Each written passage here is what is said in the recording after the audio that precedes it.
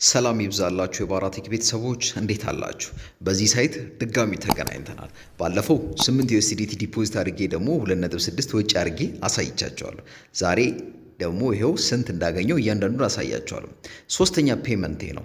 እንደምታዩት እስካሁን 6.19 ዊዝድሮ አድርጌያለሁ። ባላንሴ ደግሞ 24.38 ሆኗል ማለት ነው።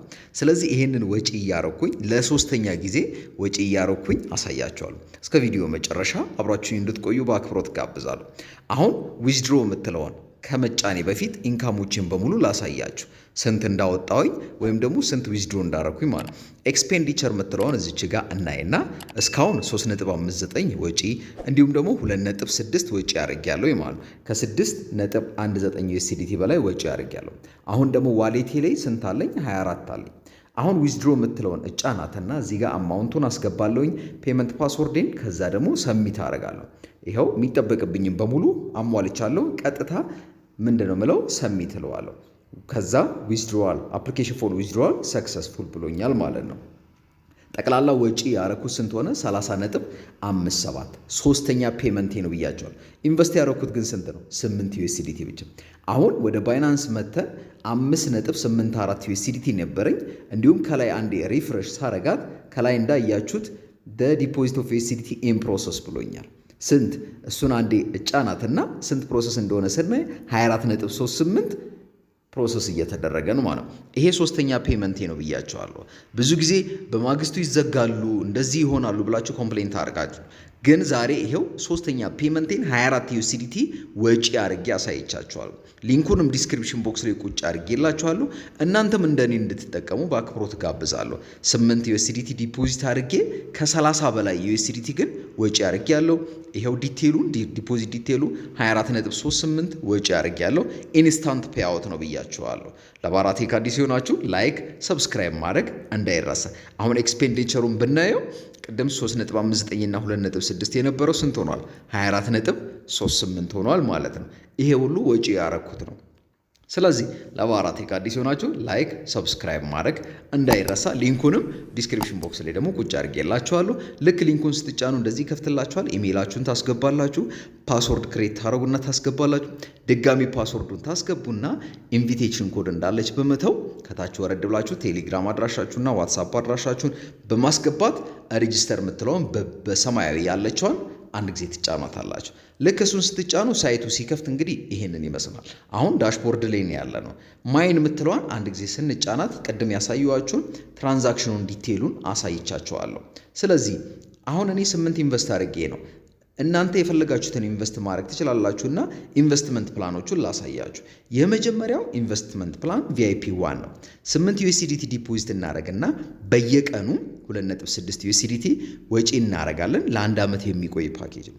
VIP 2 ጋር ስንመጣ ደግሞ 46 USDT ዲፖዚት እናደርግና በየቀኑ 11 USDT ወጪ እናደርጋለን። እሱም ለአንድ ዓመት የሚቆይ ፓኬጅ ነው ያለው ማለት ነው። ስለዚህ የሚቀጥለው ደግሞ VIP 3 ጋር ነው የምንመጣው።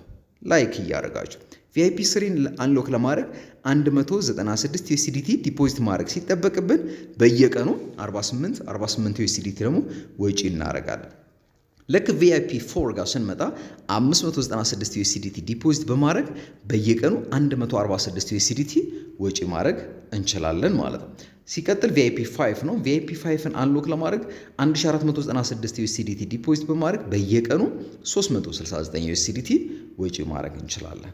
የሚቀጥለው እንግዲህ VIP 6 ነው። ይሄን VIP 6 አንሎክ ለማድረግ 3996 USDT ዲፖዚት እናደርግና ኦልሞስት 1000 USDT በየቀኑ ወጪ እናደርጋለን። VIP 7 ጋር ስንመጣ 8996 ዲፖዚት በማድረግ 2367 USDT ደግሞ ወጪ እናደርጋለን። VIP 8 ስንመጣ 17996 USDT ዲፖዚት በማድረግ በየቀኑ 5000 USDT ወጪ ማድረግ እንችላለን።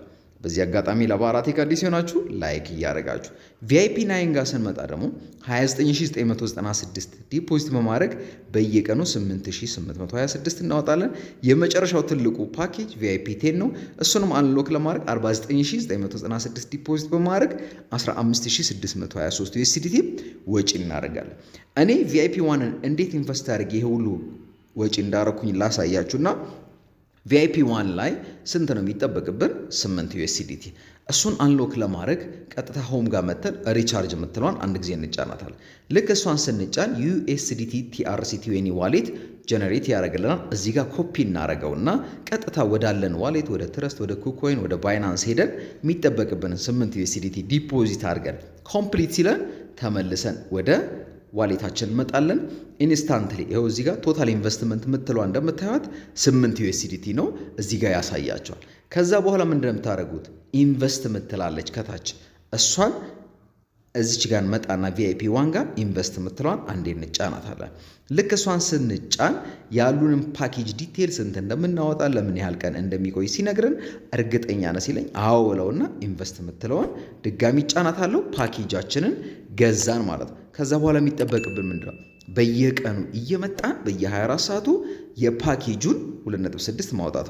ሌላው ቲም ዴቨሎፕ ማድረግ እንችላለን። እሱን ለማድረግ ቲም የምትለውን እንጫንና ይህንን ሊንክ ኮፒ በማድረግ በተለያዩ ሶሻል ሚዲያዎች ሼር አድርገን በእኛ ሊንክ ሰዎች እንዲገቡ በመጋበዝ የመጀመሪያው ቲም ኤ የሚባለው ዳይሬክት በእኛ ሊንክ ከሚገቡት ላይ እና ኢንቨስት ከሚያደርጉት ላይ 11% ኮሚሽን ታገኛላችሁ። እንደገና ቲም ኤም ደግሞ ሼር አድርጎ ለቲም ቢ ሊንኩን በመላክ ቲም ቢ ሬጂስተር ሲያደርጉ 3%፣ እንዲሁም ደግሞ ቲም ሲ ደግሞ ከቲም ቢ ስር ሲገቡ 2% 15% ጠቅላላ ኮሚሽን ይኖረናል ማለት ነው። ስለዚህ በዚህ መልኩ እንድትጠቀሙ ይህን ሳይት ሊንክ ዲስክሪፕሽን ቁጭ አድርጌላችኋለሁ። በሌላ ቀን እስከምንገናኝ ሰላም ሁኑልኝ። ቻው